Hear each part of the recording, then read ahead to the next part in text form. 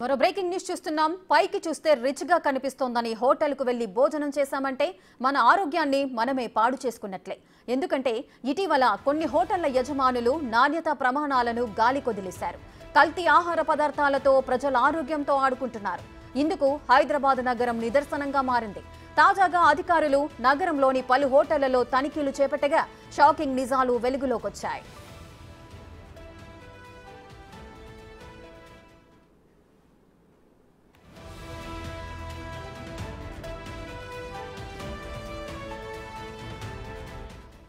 Restaurant food అంటేనే భయభ్రాంతులకు గురయ్యేలా చేస్తున్నారు యజమానులు. లాభాలకు కక్కుర్తిపడి కస్టమర్లకు కల్తీ ఫుడ్ అందిస్తున్నారు. హైదరాబాద్లో పేరున్న రెస్టారెంట్లు కల్తీ నాణ్యత లేని ఆహార పదార్థాలతో ప్రజల ప్రాణాలతో చెలగాటమాడుతున్నారు. ఈ క్రమంలో ఫుడ్ సేఫ్టీ అధికారులు నెల రోజులుగా నగరంలో స్పెషల్ డ్రైవ్ చేపడుతున్నారు. మొత్తం 3 సభ్యులతో కూడిన టాస్క్ ఫోర్స్ బృందాన్ని ఏర్పాటు చేశారు. వివిధ హోటళ్ల నుంచి శాంపిల్స్ సేకరించారు. దాదాపు 29 శాంపిల్స్ నిబంధనలకు విరుద్ధంగా గుర్తించిన అధికారులు వాటిని సీజ్ చేశారు. రిపోర్ట్స్ ఆధారంగా సదరు హోటళ్లపై కఠిన చర్యలు తీసుకోనున్నట్లుగా అధికారులు తెలియజేశారు.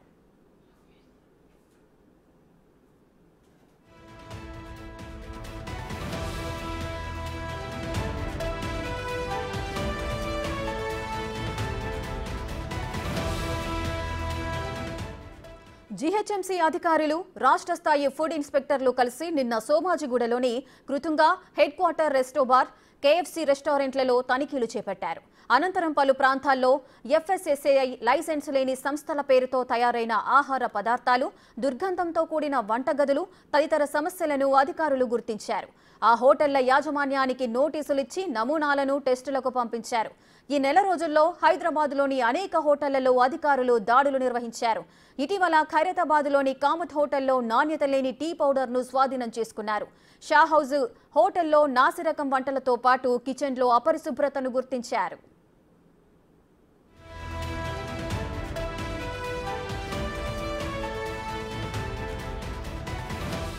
గ్రేటర్ పరిధిలోని రాయలసీమ రుచులు రెస్టారెంట్పై ఫుడ్ సేఫ్టీ అధికారులు తనిఖీలు చేశారు. భారీగా కల్తీ పదార్థాలు ఉన్నట్లుగా గుర్తించారు. పురుగులు పట్టిన 20 కేజీల మైదా పిండి, 2 కేజీల చింతపండును అధికారులు సీజ్ చేశారు. షా హౌజ్ హోటల్లో శాంపిల్స్ ను సేకరించిన అధికారులు ల్యాబ్స్ కు పంపించారు. వీటితో పాటు ఎక్స్పైరీ అయిపోయిన ఆహార పదార్థాలు, కుళ్ళి బూజు పట్టిన వాటిని కూడా అధికారులు సీజ్ చేశారు. టెస్టుల కోసం వాటన్నింటినీ ల్యాబ్స్ కు తరలించారు. రిజల్ట్స్ ఆధారంగా వారిపై కఠిన చర్యలు తీసుకుంటామని అధికారులు తెలియజేశారు.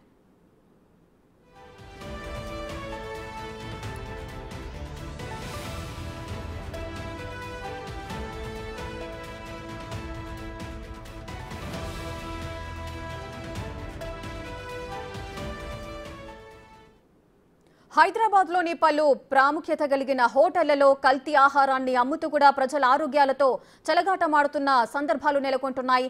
ఇందుకు నిదర్శనం హైదరాబాదే అంటున్నారు. అసలు ఏం జరిగింది, ఆ హోటళ్లలో నాణ్యత ప్రమాణాలు ఏ విధంగా ఉన్నాయో మా ప్రతినిధి గణేష్ అందిస్తారు. గణేష్, అసలు ఏం జరుగుతోంది?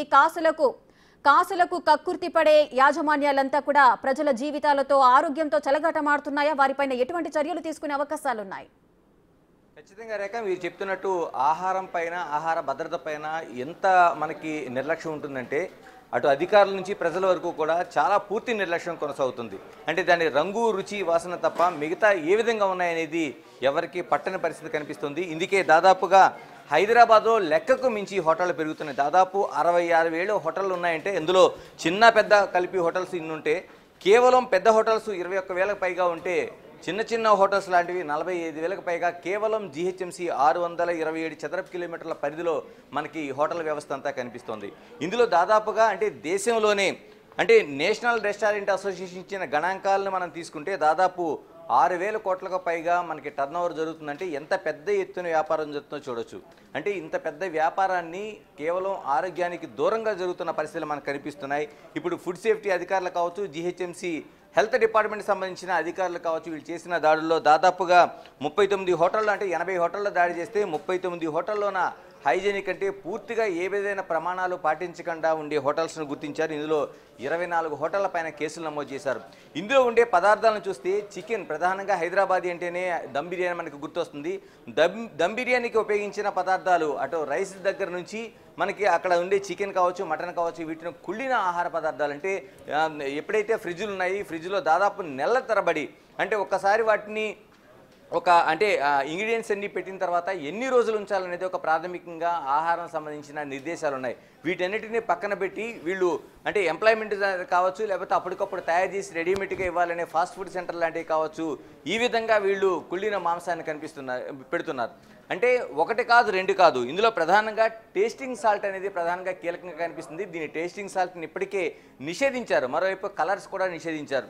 వీటన్నిటిని కూడా ఇక్కడ ప్రత్యేకంగా ఈ అన్ని హోటల్స్, ఒకటి కాదు రెండు కాదు, అనేక హోటల్స్ మనకి ఈ రూపంలో కనిపిస్తున్నాయి. అంటే టీ పొడిలో కల్తీ కనిపిస్తోంది, కుళ్ళిన మాంసాహారాన్ని ఇస్తున్నారు. తర్వాత అనేక పదార్థాలకి, బిర్యానీ కావచ్చు, మిగతా పదార్థాలు కావచ్చు, స్వీట్స్ కావచ్చు, వీటికి రంగులు అద్దుతున్నారు. ఇవన్నీ కూడా ఆహారాన్ని తింటే పూర్తిగా అనారోగ్య పరిస్థితులు ఉంటాయనేది ఇప్పటికే ఫుడ్ సేఫ్టీ అధికారులు మనకి స్పష్టం చేస్తున్నారు. ఇటు ఎన్ఐఎన్ కావచ్చు, నేషనల్ ఇన్స్టిట్యూట్ ఆఫ్ న్యూట్రిషన్ కావచ్చు, అనేక హెచ్చరికలు జారీ చేస్తుంది. మరోవైపు NSSAI అంటే ఏదైతే food safety and standards authority ఉందో, అథారిటీ అనేక రూపాల్లో ప్రతిదానిపైన ఒక ట్యాగ్ లైన్ అనేది ఇస్తుంది. అంటే వీళ్ళు ఫుడ్ సేఫ్టీగా ఉందా లేదనేది ఒక డిక్లరేషన్ అయితే చేస్తున్నారు. కానీ ఎక్కడా కూడా ఇటువంటి ప్రమాణాలు పాటించకుండా మనకి స్ట్రీట్ ఫుడ్ అండ్ వెండర్స్ నుంచి మరోవైపు పెద్ద పెద్ద హోటల్స్ వరకు, ఎందుకంటే రిఫ్రిజిరేటర్లోన నెలల తరబడి ఉంచుతున్న పరిస్థితులు కనిపిస్తున్నాయి. GHMC ప్రతి నెల కూడా 10 కేసులు చెప్పిన, అంటే 10 చోట్ల దాడులు చేస్తుంది. దాదాపు 30 సర్కిల్లోన మనకు ఉండే ఏదైతే ఈ విభాగాలు ఉన్నాయి, ఈ విభాగాలన్నీ కూడా పూర్తి స్థాయిలో ఫుడ్ సేఫ్టీ అధికారుల నిబంధనల మేరకు, GHMC హెల్త్ డిపార్ట్మెంట్ ఆదేశాల మేరకు మనకి ఈ దాడులు జరుగుతున్నాయి. కానీ ఫుడ్ సేఫ్టీ ఎక్కడ పాటించలేని అర్థమవుతుంది. అంటే పూర్తిగా తినేవాళ్ళు సైతం మనకు చూస్తుంటాం, అనేక యూట్యూబ్స్లో కావచ్చు, మిగతా చోట కావచ్చు, తక్కువ ధరకి వస్తుంది, పలానా చోట రుచిగా ఉందంటే అందులో ఏం వేస్తున్నారు, ఏం చేస్తున్నారు తెలియదు, మనకి వైరల్ అవుతున్నాయి అటువంటి వీడియోస్.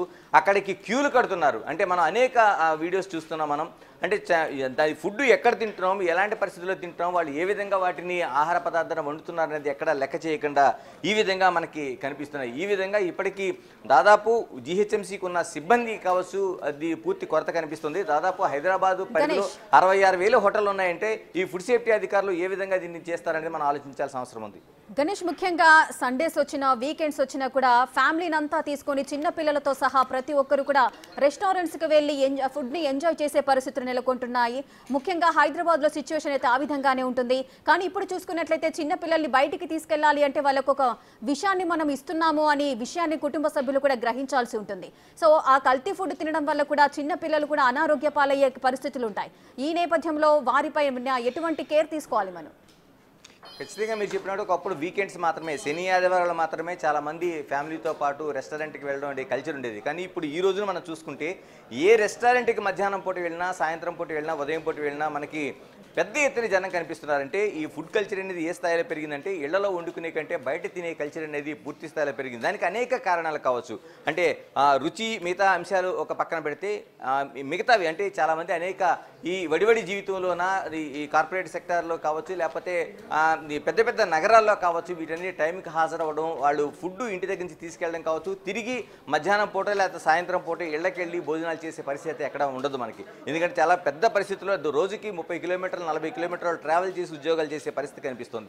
అందుకని చాలా వరకు ఫుడ్ హోటల్లోనే ఒకప్పుడు శని ఆదివారాలు కుటుంబ సభ్యులతో వెళ్తే ఈ రోజున అనేక మంది ఉద్యోగస్తులు ప్రతిరోజు కూడా మనం చూస్తున్నాం, స్ట్రీట్ ఫుడ్ దగ్గర నుంచి పెద్ద పెద్ద హోటళ్ళ వరకు క్యూలు కడుతూ మనకు కనిపిస్తూ ఉంటారు. అంటే ఇలాంటి పరిస్థితుల మధ్య ఇలాంటి ఫుడ్ తింటే పెద్దవాళ్ళ పరిస్థితి పక్కన పెడితే చిన్నపిల్లలకు అనారోగ్యం పాలవుతున్న కేసులు అనేకం మనకు కనిపిస్తున్నాయి. లీలోఫర్ లాంటి హాస్పిటల్లో మనం ఒక్కసారి చూస్తే అనేక కేసులు మనకు బయటపడతాయి. ఎందుకంటే స్ట్రీట్ వెండర్స్ అమ్ముతున్న ఫుడ్ అంటే అప్పటికి రుచిగా ఉండొచ్చు కానీ ఆ తర్వాత ఉండే అనారోగ్య పరిస్థితులు మనకి ఆందోళన కలిగిస్తున్నాయి.